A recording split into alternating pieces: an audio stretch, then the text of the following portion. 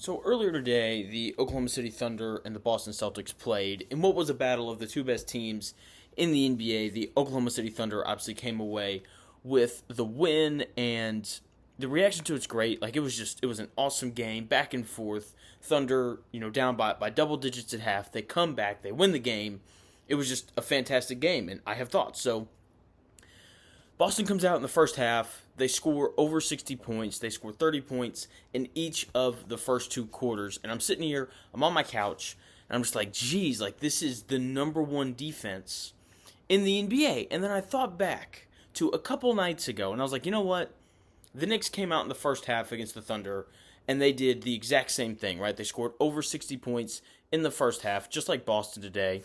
And then the second half happened, and the Thunder defense just completely took the game over, and the exact same thing happened today. And in the first half, my biggest thought was, man, it's really clear that the Thunder miss Chet Holmgren. It was the first time I've watched them play this year without him where I was like, geez, they legitimately need him in this game, because at the start of the second quarter, the first quarter, I thought was pretty even. Both teams shooting it about the same. The shot quality was about the same.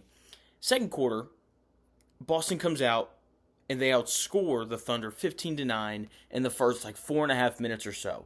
And it was because they went big. They went with Luke Kornet and Kristaps Porzingis. And the Thunder just did not have the size to match up with them. The versatility of Kristaps Porzingis was just on full display.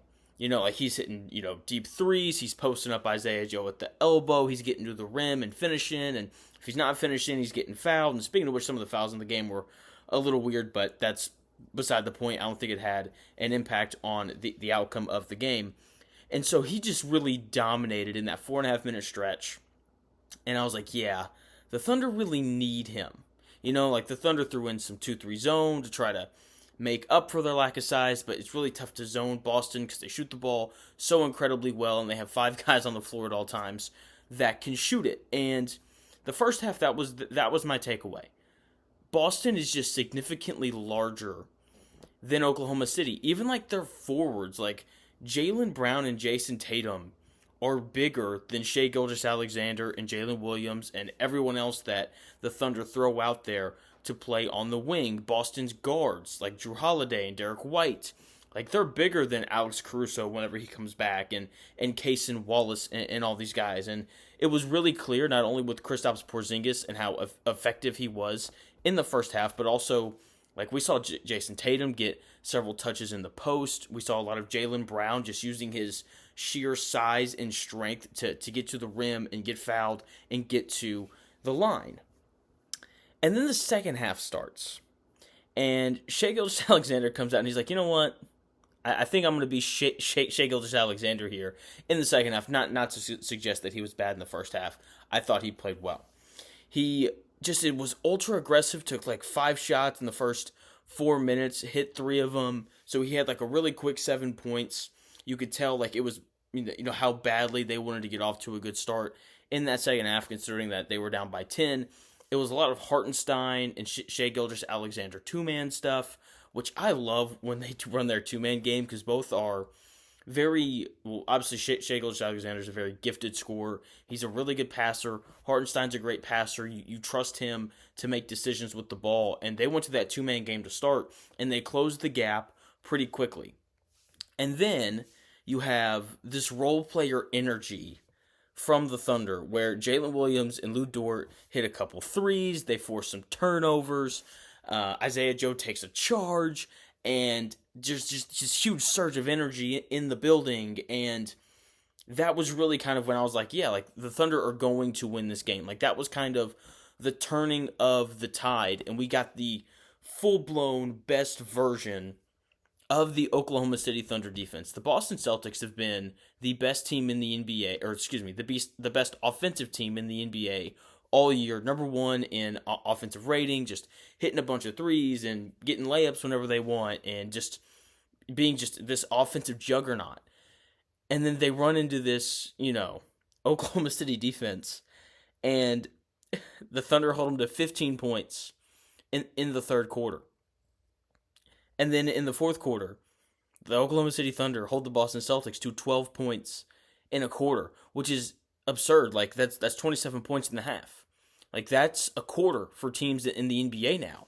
And we just saw this suffocating, in your face, ball pressure defense, really good rim protection, the sequence where Shai Gilgeous-Alexander blocks the Jason Tatum layup in transition and then throws the lob to Hartenstein, dunking on Derek White, was beautiful for one. Just beautiful, beautiful basketball. But it was just the absolute best version of these big, long wing defenders and just intense. That is still the thing about the Thunder that I find so awesome about them. They are just so intense when they play defense, which is not normal for teams in the regular season. Is part of that because they're all really young?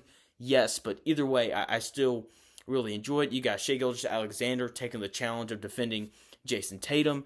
Jalen Williams is just a little thicker, so they put him on Jaylen Brown, who's just a bit more physical when he drives compared to a guy like Jason Tatum, and he's bumping him, and it was awesome. Obviously you got Hartenstein defending the rim. You've got Jalen Williams, the guy from Arkansas, trying to draw charges, and Lou Dort being physical with everybody, and it was just a perfect Oklahoma City Thunder second half. A lot of Shai Gilgeous-Alexander handling the ball on offense and creating, with a little bit of Hartenstein and Jalen Williams kind of sprinkled in there, and just intense, tough one-on-one and team defense. And the question that I wrote down before the game started was, I have faith in Shai Gilgeous-Alexander and Jalen Williams to create scoring opportunities for the Thunder.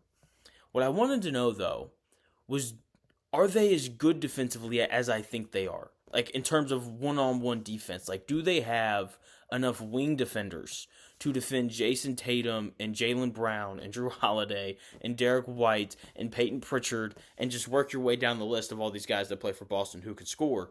Do they have enough defenders to defend these guys at a high level for a full 48 minutes?